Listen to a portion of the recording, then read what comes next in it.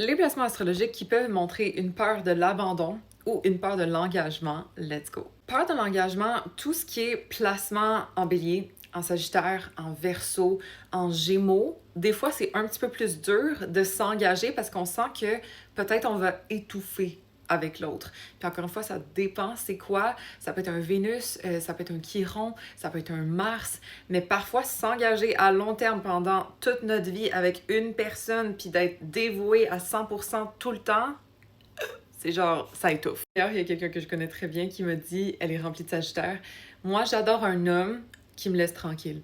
Vous comprenez un peu la vibe. Après, peur de l'abandon maintenant, Chiron en cancer est numéro 1 selon moi, mais tout ce qui est placement cancer va souvent être tourné vers ça.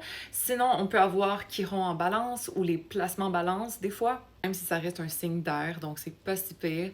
Tout ce qui est placement en scorpion, Vénus en scorpion, Chiron en scorpion, peur de l'abandon, peur de la trahison, ce genre de choses va être fort aussi. Placement poisson, bien évidemment aussi, même s'ils sont mutables, sont légèrement plus adaptables, mais en général, il y a souvent une petite peur d'abandon qui est là. C'est pour ça qu'ils se dévouent autant puis qu'ils sacrifient parfois leurs besoins pour garder la relation avec d'autres. Dans mon podcast de cette semaine, on parle de ces deux sujets-là en profondeur, pas nécessairement en lien avec les signes, parce que ça, c'est un petit détail. Il y a beaucoup de monde, dépendamment de leur signe, qui peuvent avoir soit de la peur de l'engagement, soit de la peur de l'abandon, et même des fois, ça se trouve les deux dans la même personne.